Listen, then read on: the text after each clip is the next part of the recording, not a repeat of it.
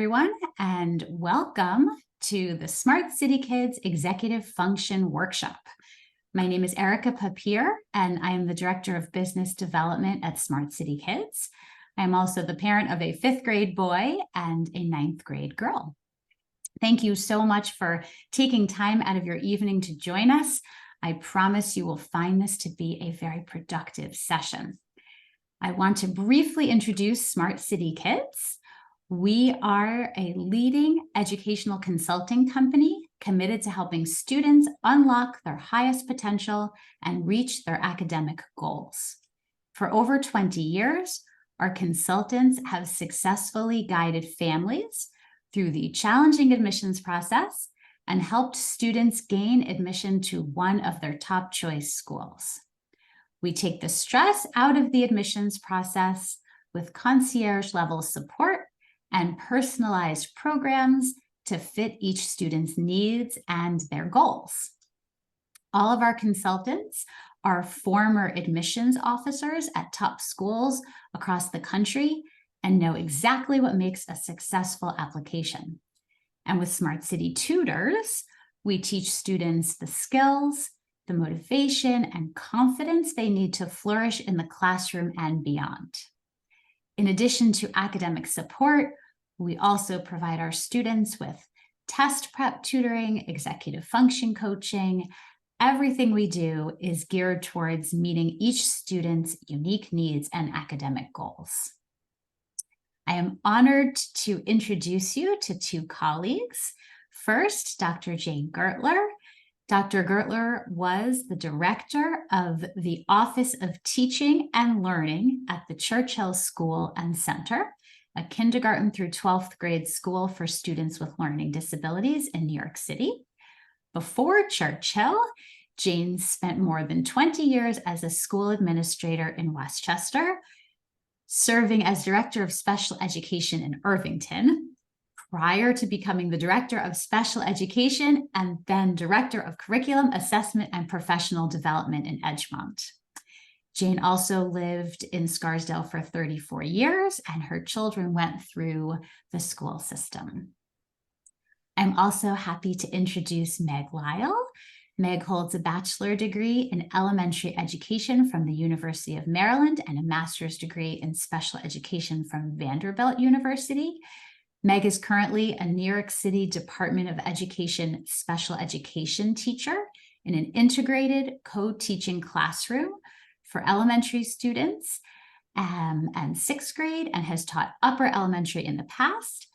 In addition to teaching, Meg has been tutoring students individually for the past 8 years and particularly enjoys helping struggling readers find success in school and foster a lifelong love of learning. When she tutors reading students, Meg uses the Orton-Gillingham approach. Both of you, very wonderful bios. Before I turn it over to Jane and to Meg, I want to announce some special pricing for parents who are attending this presentation.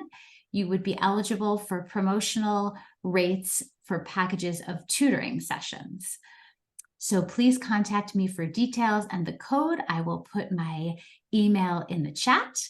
Meg and Jane will present for roughly 45 minutes and then answer questions. So without further ado, I turn it over to both of you. I'm actually going to ask you to pause for 1 second because I think there might be some technical difficulties with people getting on. So I just want to make sure that we give 1 more second for anyone who's having trouble to log in. And I'm now seeing some more people joining. So hopefully everyone is on who needs to be on. Okay, so now Jane and Meg, I will turn it over to you. Thank you so much to you both. Thanks, Erica. Good evening. It's a pleasure to join you this evening on a topic that I'm very familiar with, executive function. So as Erica said, I was the director of teaching and learning at the Churchill School and Center for 13 years after completing decades as a teacher and an administrator in Westchester County. And Churchill is a school for children with language-based learning disabilities, average to above average cognitive ability, and a language-based learning disability. So if I were going to make some generalizations about the students, I could say that many of them were dyslexic. Many of them had a disability in written expression. Several had a disability in math, the area of math. And just about all of them had some area of challenge when it came to executive function. So it was very important for the teachers at Churchill and for me as the director of teaching and learning to make sure that our students developed executive function skills, because these are not skills just for school. They really are skills for life. And during tonight's presentation, you may actually pick up some pointers for your own adult situation as well. So I'm going to share my screen and go through a PowerPoint, and Meg is going to have some of the slides that she'll discuss. So let's see if that works.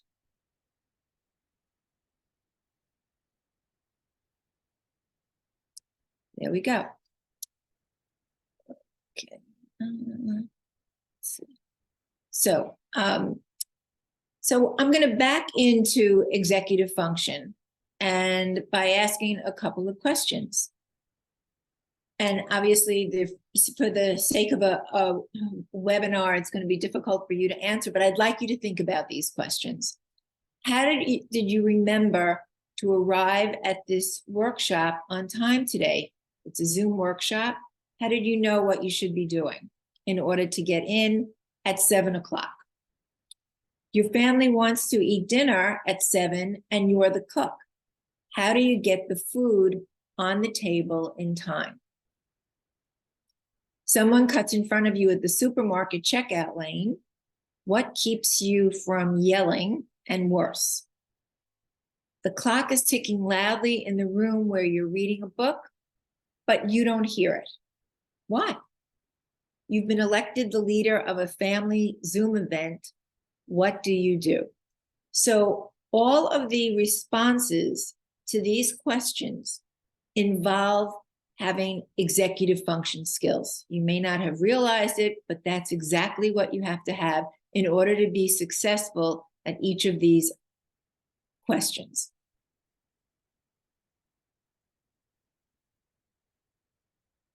Okay, so let's see why there we go. So we asked our middle schoolers a few years ago, what does executive function mean? And we asked them this question after they had had some direct instruction in executive function strategies. So I'd like you to just take a second to look at their responses. Now, remember, these are middle school children. These are children in grades 6, 7, and 8. So among the responses were strategies that can be used to make decisions, executive function, like a team works together to solve problems and helps you to be creative in simple terms. Executive function means goals that you set personally and ones that you don't even realize. You can use them in school, at sports, or even at home. I associate executive function with organization skills. All of these responses were excellent, on-point responses. So for me, when I saw this, it's like, okay, they got it. They have an idea of what executive function is all about.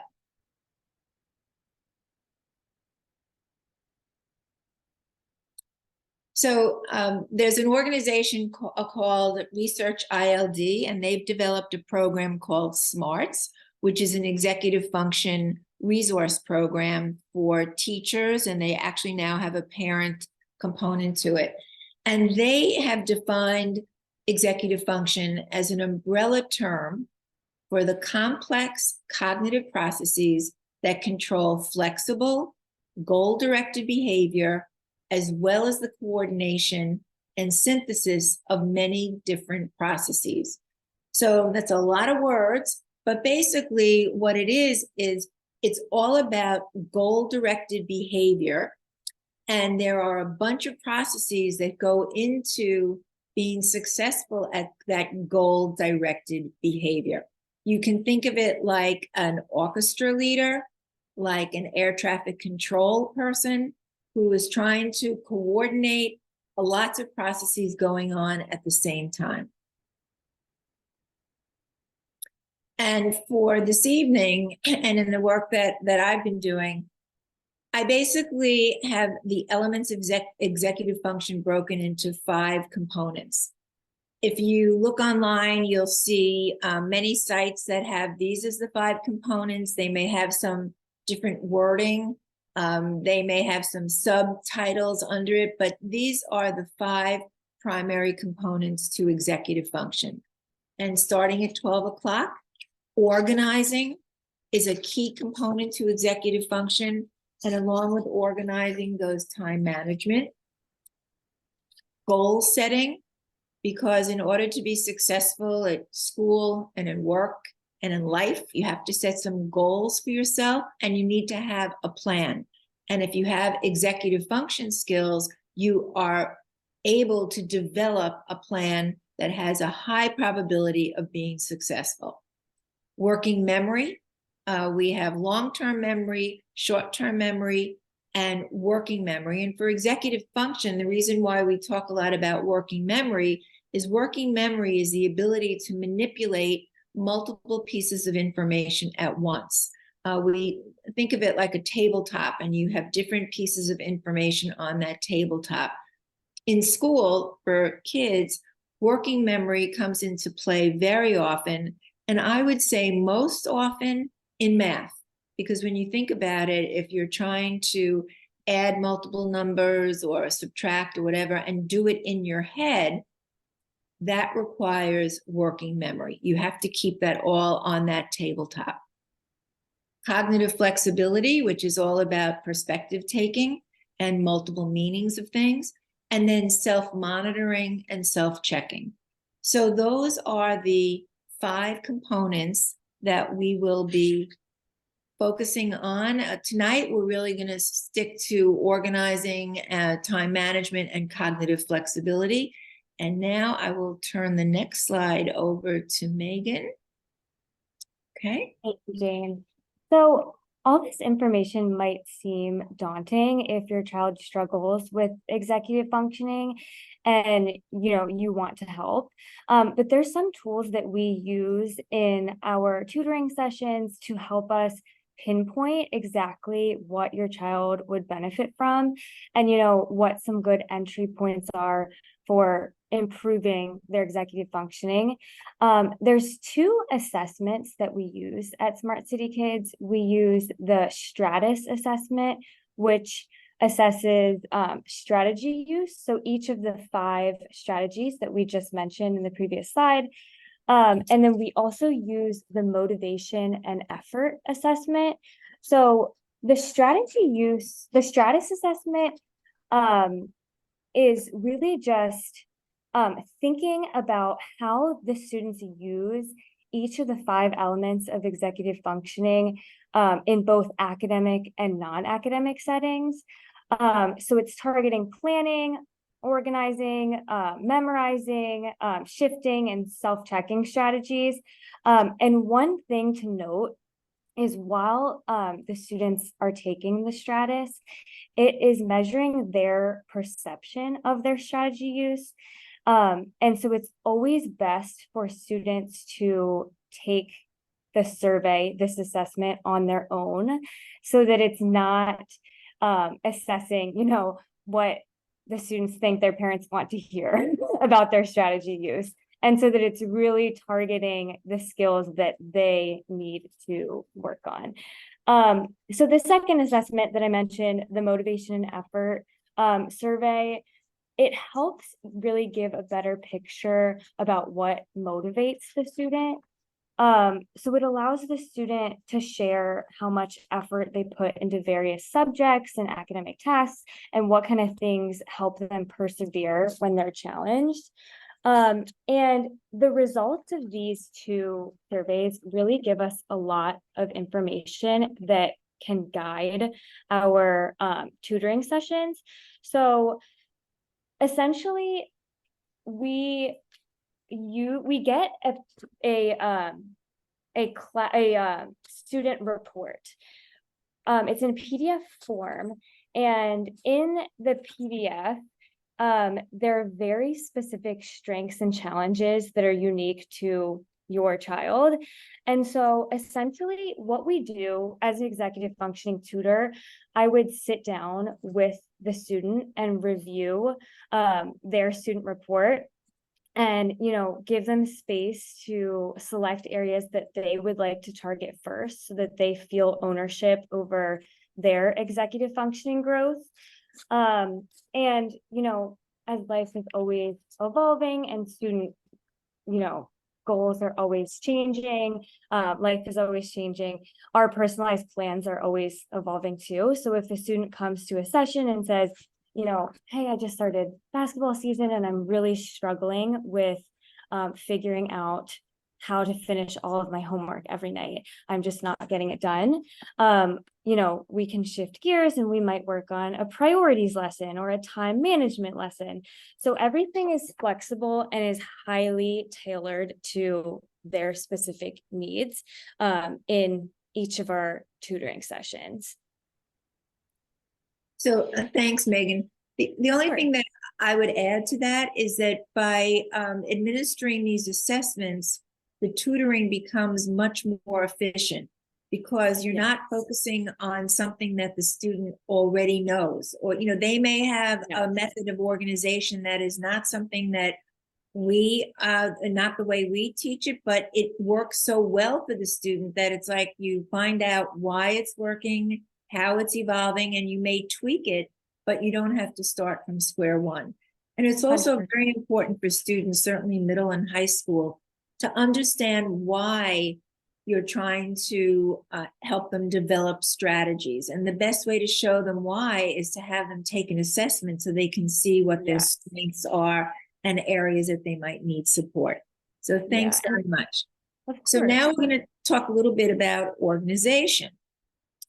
And if you have poor planning and organization and difficulty with initiation, you may experience difficulty with breaking down a task into its parts, prioritizing, identifying needed materials, and sequencing. Those are just a few of the tasks that you would have that would be affected by having an inability to organize. So it's almost Thanksgiving, and I think the next slide is one of my favorite slides. So during COVID, we all were in our own homes getting ready for Thanksgiving. And one of my neighbors, her children were with her, her adult children, and her son was going to prepare Thanksgiving dinner. And they had ordered through Instacart everything that they needed. And the morning of Thanksgiving, this is what her kitchen counter looked like. Every single recipe that her son, and he loves to cook, every single recipe that he was going to use was out on the table, along with the non-perishable ingredients. In fact, I think he did that on the night before Thanksgiving, because he knew that the things that were out there wouldn't spoil. Nothing needed refrigeration. And she was describing it to me, and I said to her, you've got to take a photo. And when I got the photo, it was like, yes, this is perfect. So this is a young man who needs very little help in learning how to organize. And I know that I just finished preparing everything that I need for Thanksgiving, and I didn't do it quite the way that Evan did, but I was pretty methodical about it, and even going to the grocery store with my list, etc., and trying to see how many dishes needed onions. So what were the total number of onions that I needed, things like that. It may seem very simplistic, but that is a key ingredient to being organized. This slide always makes me hungry. Yeah. So just a couple of more questions for you in terms of your children and organization. And again, I'm not asking you to participate now to actually tell us how your kids do these things, but these are questions that you should know the answers to. And if you don't, I would spend some time. We have a 4-day weekend coming up, asking your kids the answers to these questions. The first one is, how do your children organize their assignments now? And that's a very important question because we're going to be talking about time management, and organization and time management are very tied together. And in today's environment, all of our kids are very scheduled, have a lot of things to do after school, especially since COVID. They have all of this pent up energy and they all want to get back to sports and the other extracurricular activities. So this question, how do your children organize themselves, is an important one. Organize their assignments is an important one to try and find the answer to. Do they use a different binder for each subject or one large binder for all subjects? And middle school and high school, some of the kids have no binders because they do everything on their computer. So how do they organize all of their files on their computer? How easy is it for them to find the things that they need? If they do have notebooks or binders, do they color code? I know for middle school, elementary and middle schoolers especially, it's very important if they're using backpacks to have things that are color coded. So they know that red is the math homework notebook or the math homework folder.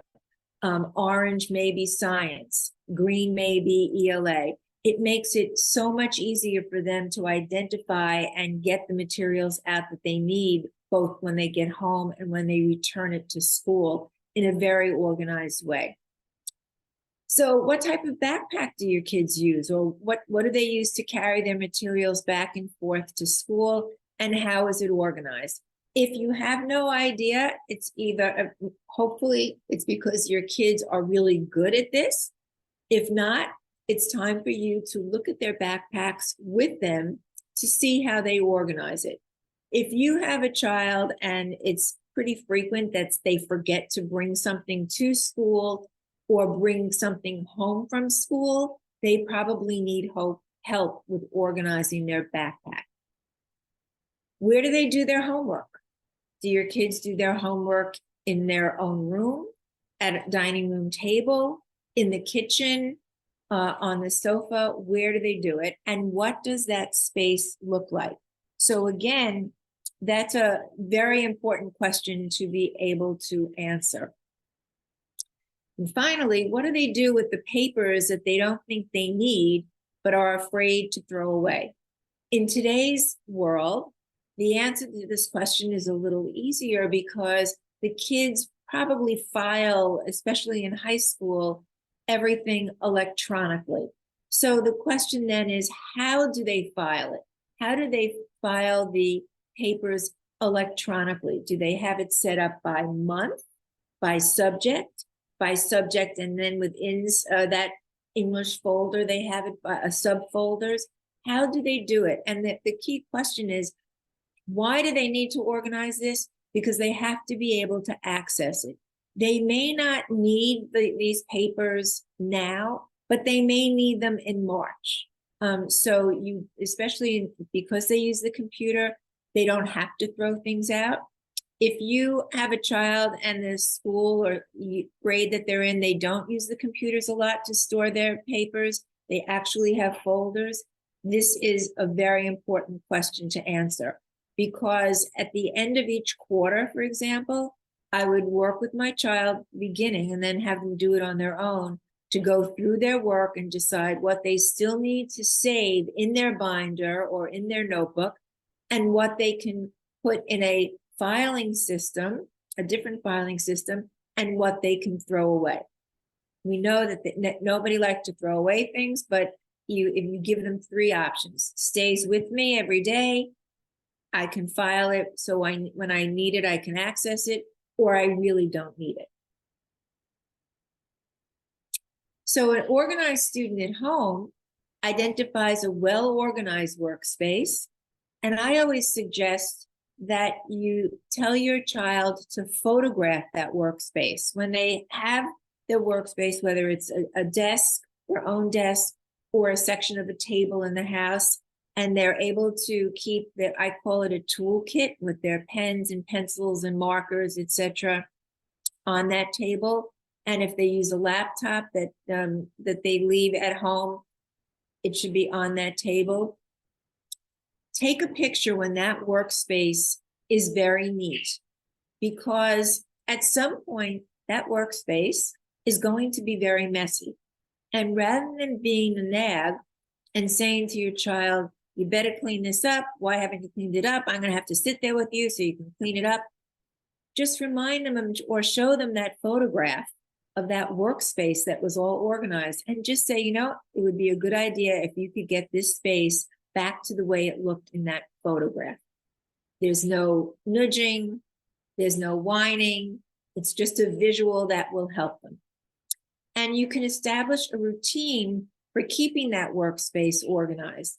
Many families will say that Sunday night is the time when they want their kids to get ready for the week. And so that's when they will organize that workspace and make sure that they have everything ready for the week.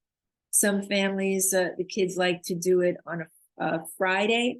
Whatever works for you and for your child, that's what it should be. And the same thing for creating a routine for organizing backpacks. I once, when my daughter was younger, I wasn't so great on having her organize her backpack or looking through it or whatever. And she was probably in 6th grade and went to sleepaway camp. And before she was returning, I decided I was going to be a great mom and I was going to clean out her backpack. And in that backpack, there was something that might have been a sandwich at one point, but I had no idea what it was. So at that point, I realized she wasn't such a pro at organizing, and I needed to help her with that. So again, here's the organized student at home. And here's an example of a desk area that's organized where the student took a photograph of it. And if it got messy, all the student had to do was take out that photo and return the space so that it looked like the photo. And full disclosure, this actually was Erica's daughter about 4 years ago. It was her desk. Okay. Megan, you want to take over? Yeah. So our kids are living at a really unique period of time where some of their homework assignments are going to be digital assignments, some might be paper, they might have a project that they have to create a video and they need to name different files and they need to engage in planning to figure out all the steps of the process of how they're going to finish their project. So we have a lot of digital files that we are asking students to be responsible of in school. And so something that doesn't happen very often with direct instruction in schools is teaching students explicitly how to name their files so that they are an organized student digitally. Because it's very easy to lose files by naming them all sorts of crazy things. So we'll jump right in. For ease of retrieval, individual documents should all be named with identifying information, including the class, title, and date. Files should be organized in a folder by class and year. Many classes that have Google Classroom already have this feature kind of embedded. So if a teacher is posting assignments via Google Classroom, they're already organized in files on the Google Classroom. But students also will be tasked to create their own files on Google Docs or Word or wherever, and then put them into these files. So it's really important that they are aware of where their files are, how to access all of their files. Another thing is student logins and passwords. Teachers give a lot of student logins to students. So they have their district logins, they might have their iReady logins. If they use iReady, they might have logins to their different curriculum, online, their reading curriculum, maybe their math curriculum. They have a lot. So students' logins and passwords should be in 2 locations. Sometimes I even say 3, depending on the student. So they should be written, and they should also be in a device in some form. So they should be, whether it's saved on an Apple under the password function, or it's written and students take a picture of it. It's really important that it's in 2 different locations, just so that if we have an emergency situation where they have a project due, or they need to log into a curriculum and they're unsure of what their passwords are, they have 2 ways that they can figure that out. And the next slide is just going to talk a little bit further about file naming basics, because this is something that is very, very important. And it's something that even adults have trouble with. So when naming files, we want to remind students that they should use hyphens and underscores to separate items in a document title. Start broad and get more specific with the title. So for example, if naming a biology paper titled Ecosystems that they wrote on October 8th, they might want to consider naming it Bio 110 underscore Ecosystems paper underscore with the date. That's just one example. They might find a different system that works for them, but we find that the underscores are a great way to separate the items on a list when naming. And use abbreviations. But if you're going to use abbreviations, we always want to make sure to remind students to make sure that they're consistently used, because if we are using bio, and the next time we have a bio paper, we're naming it BSci, or we're naming it biology, it might be more difficult for students to find it. So just for efficiency, we always want to make sure we're using the same abbreviations across the board. It might be helpful for students to write the abbreviations in their agenda written, or it might be helpful for them to make a Google document of all of the ways that they are naming their documents that year. So some things that we would like to avoid is naming multiple versions vaguely. So for example, I think we've all been there for this. But when we edit a document and then we're like, oh, I want to make one more edit, and then we rename it the same thing, but say last one, or final 2, or final version.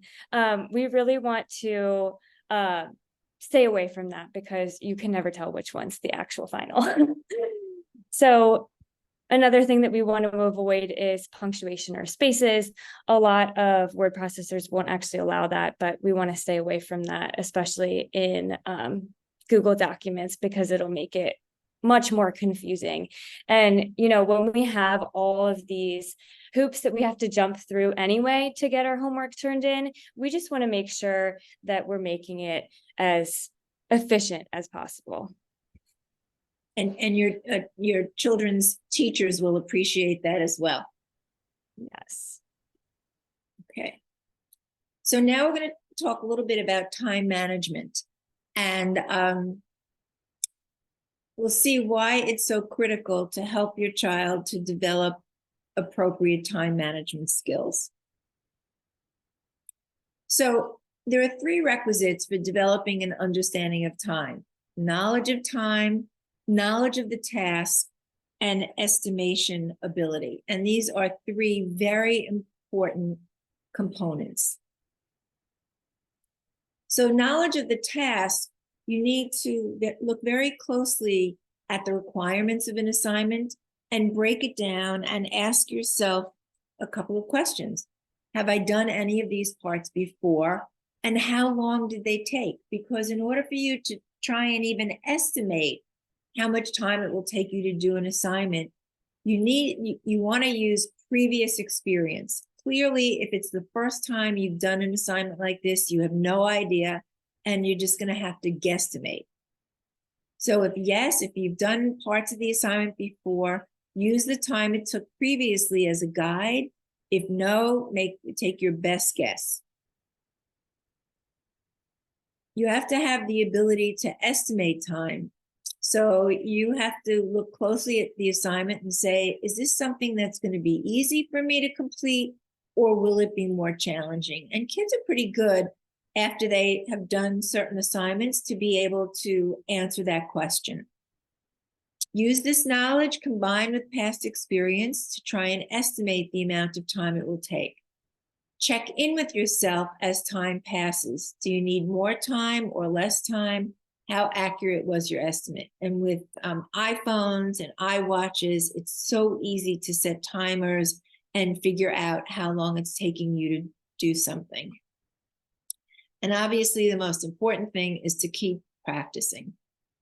So, oops. One other thing that I wanted to say here is that you need to make sure that your child understands time. And so one of the things with younger children, clearly, if you have a child in second grade or whatever, they may not yet know how to tell time. But for older kids who do know how to tell time, they still may not have a great sense of the passage of time. And one of the things that I've done with teachers, which you can do with your child at home, is when I talk about time management with teachers, I'll ask them to close their eyes and then to raise their hand when they think 1 minute has passed. And it's unbelievable to see how hands shoot up after 15 seconds, 20 seconds, 40. And then when a minute is up, you still have a lot of people who have no idea that a minute is up.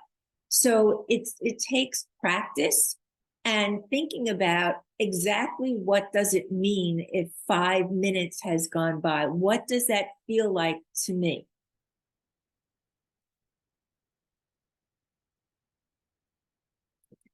So for time management, you absolutely, an organization, you need an assignment book, whether it's paper or digital. And some of the things that I recommend your child should be doing is when they're home, they should look at each assignment and estimate the amount of time it will take them to complete it, decide the order for completing the work, and actually write down the time it took after they complete the assignment. Put that assignment in a homework folder, whether it's a little paper homework folder or whether it's going back onto the computer, and put a check mark in a done column. So what does that look like? So you have the assignment, estimated time, the actual time, the order in which you're going to do it, and then the check mark when it's done.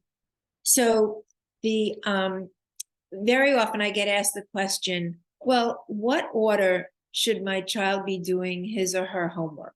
Should they do the most difficult assignment first, or should they do the easiest assignment first? And the answer I have to that question is it really is up to your child. And this, again, is a trial and error. For many of us, we like to do the most difficult assignment or the difficult task first, so we get it out of the way and we know that we're going to now finish everything else. But for other people, if we do the most difficult thing first, it takes so much time that we are exhausted and we don't have the energy to complete the rest of the work, or we get too frustrated. So I don't have a pat answer to the question, what should you do first? The only thing I will say is if you feel, based on what you know about your child or what works for you, for example, that it's better to do the easiest assignment first, you may suggest that to your child and then see what happens. And if it's not working, if they're not getting their homework done, then you may say, what do you think we should do? Do you want to change the order? If they say, okay, I want to do the most difficult thing first, what's the outcome? So again, this is trial and error, and it involves having a discussion with your child. So The assignment goes in one column, estimate how much time you think it will take, the actual time, the order, and what kids most like to do, and so do adults, is putting the check mark when it's done. And the last thing I'm going to say about this part of time management is when teachers say, this should take you 25 minutes, it's a guesstimate. They don't know for sure how long it will take every student in their class, but they guesstimate based on their previous experience and what they've heard from their students. So the other point about all of this is if your child is estimating that it'll take 25 minutes and it takes 45 minutes, let's try and find out, why did it take so long? Did they not have the materials organized? Did they not understand the assignment? Were they perseverating? Were they checking it too many times and not confident enough in their response? And go through that with them. I wouldn't just be grilling them, but you want to have that discussion about it. And if your child, if they say, well, the teacher said it should only take 25 minutes, and that math assignment is taking your child at least an hour every night, your child needs to speak to the teacher. Because I don't think there's a teacher who would say, oh, well, if it takes you an hour, then you'll have to spend an hour. I think they would want to scratch that surface to find out why it's taking your child so much longer to do an assignment. So time management, there are 3 parts that you need to consider on all the things in your life each day in order to be able to manage your time. One part is all of the must-dos. So we must sleep, eat, personal hygiene, school, homework, etc. These are things we must do. So we have to make sure that there's time in our day for them.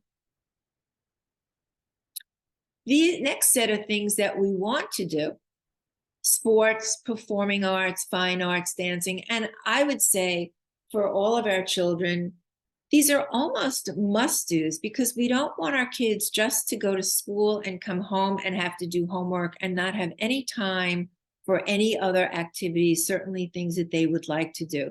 They really should be able to find time for the want-to-dos.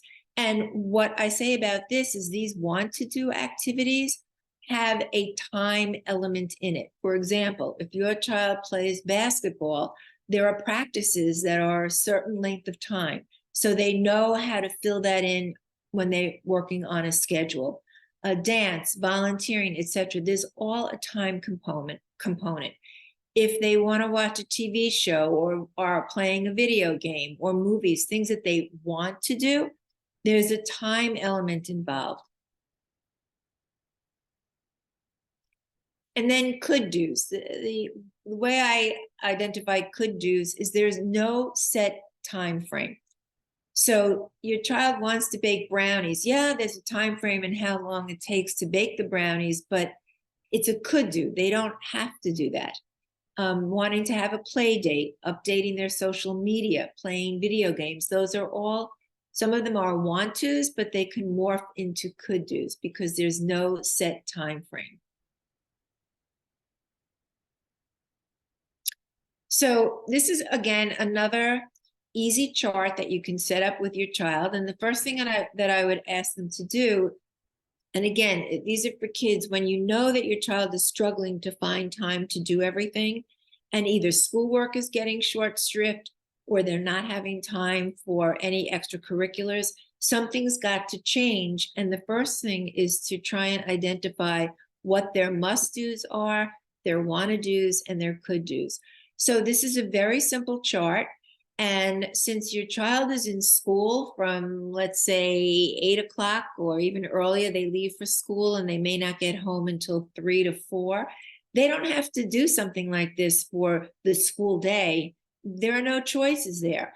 But after school and Saturday and Sunday is when you would set this up for them. So, for example, you might want to, if this is a holiday weekend and there are special things you're going to be doing, it might not be the best time to set this up, but for a usual week or weekend, you may want to sit down with your child and talk about this and have them do this for a Saturday, for example.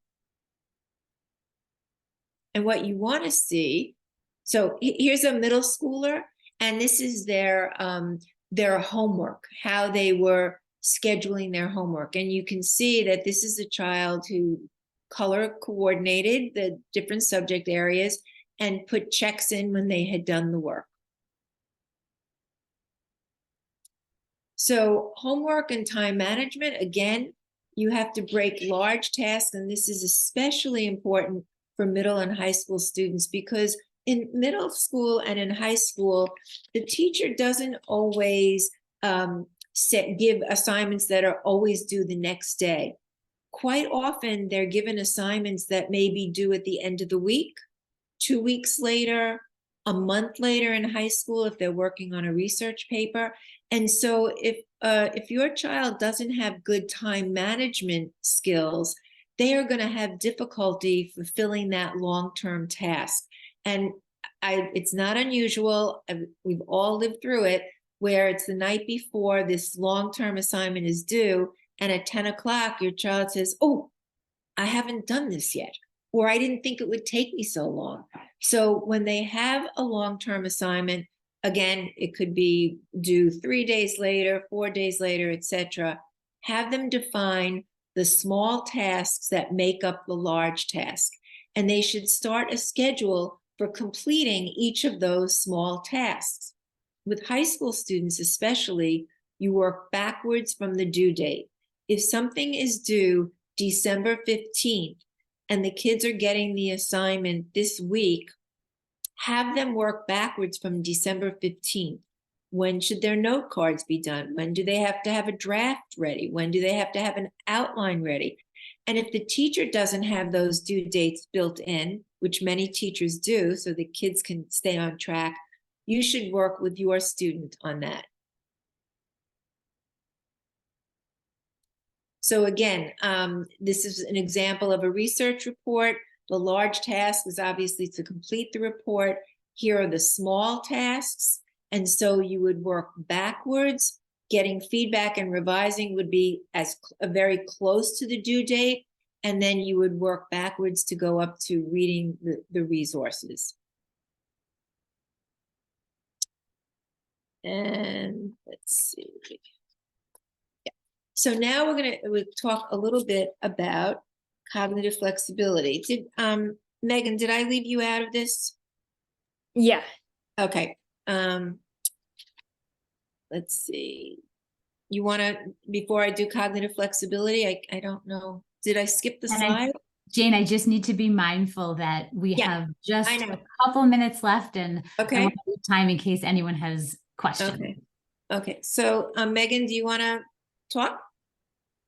So I think that was it for my slides, but as far as tutoring sessions, so I'm an executive functioning tutor for Smart City Kids, and all of these skills, so the chunking and the time management, are things that we work on in our sessions.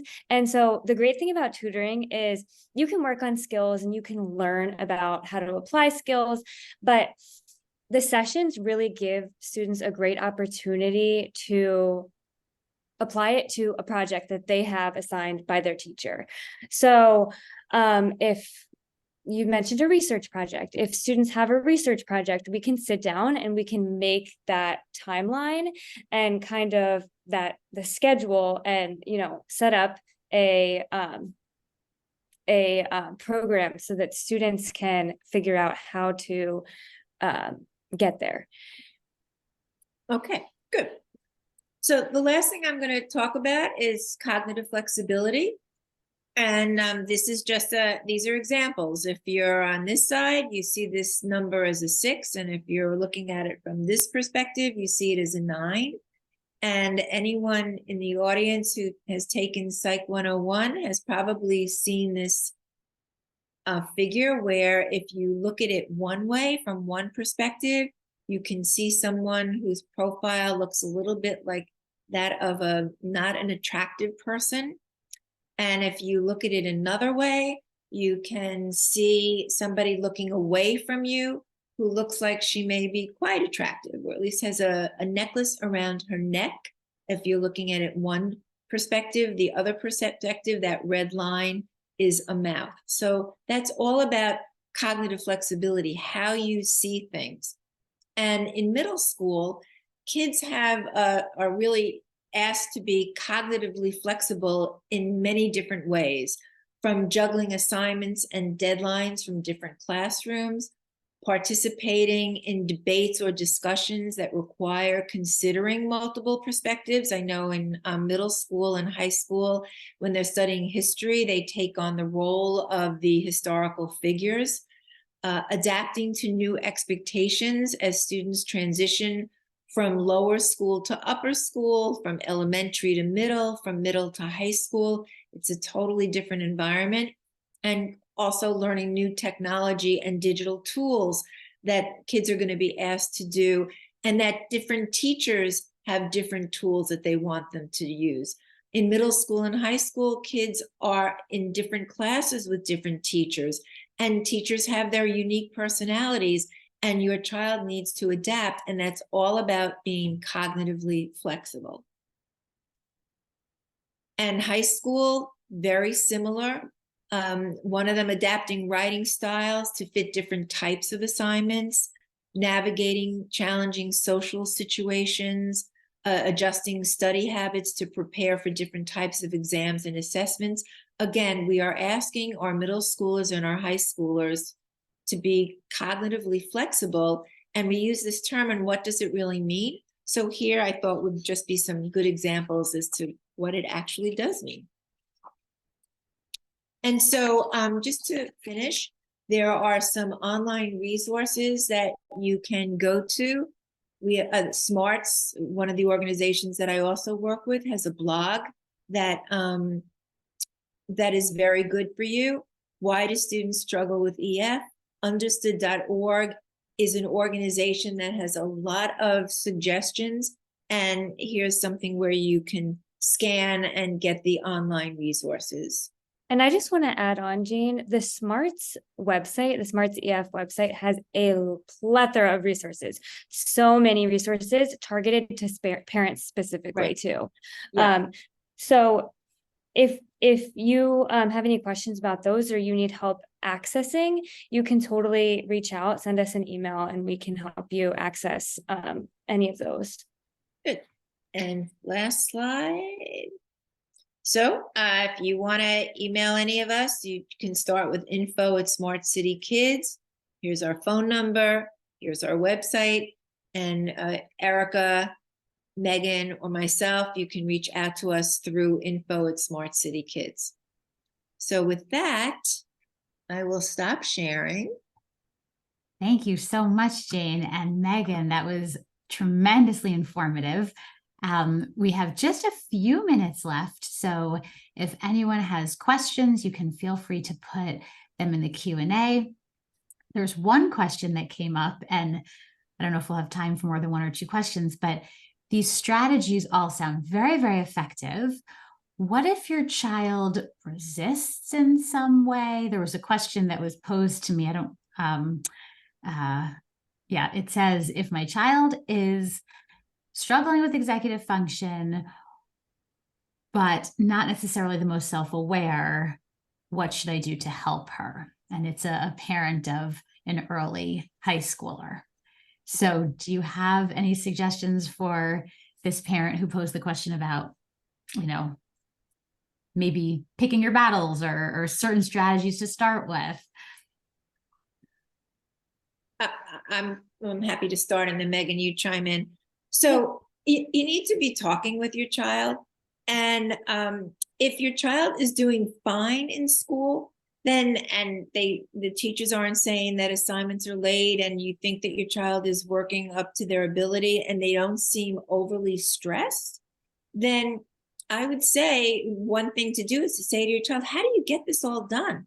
Like, what are some strategies that you use to find out from them? What do they do that makes it fairly easy for them?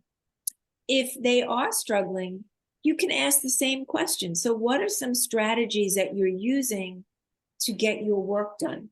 And then the next logical question would be, is that working for you? Are they working for you?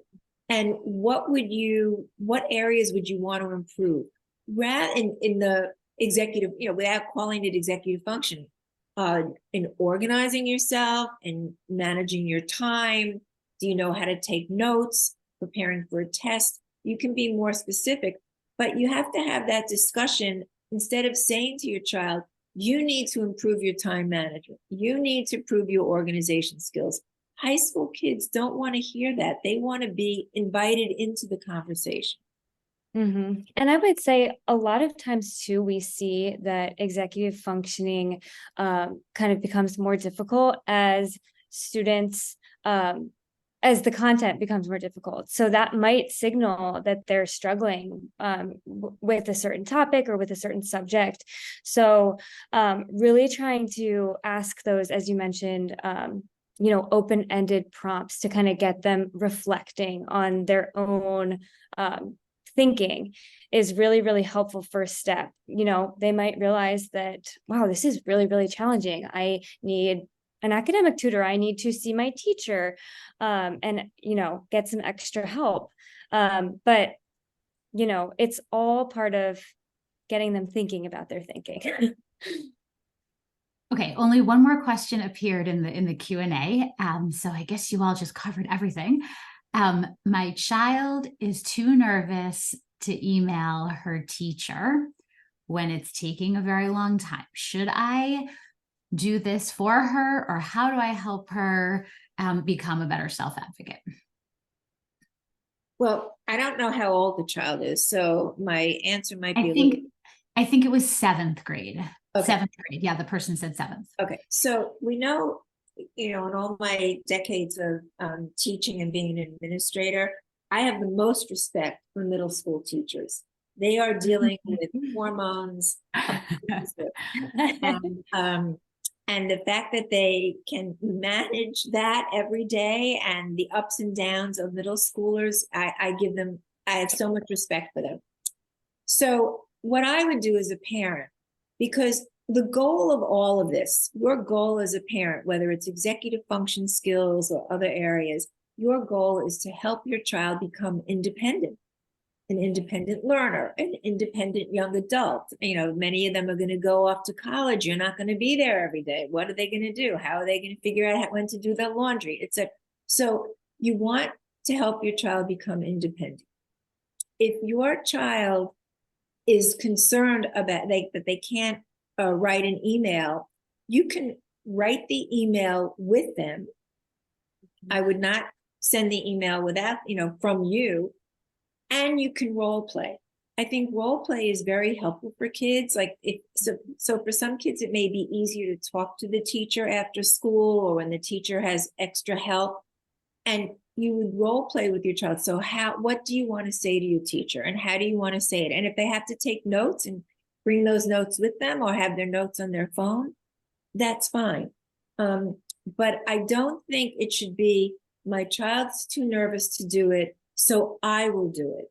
It should be, my child is too nervous to do it. How can I help them get through that? Yeah, that's fantastic. Okay, well, it is just about 8 o'clock.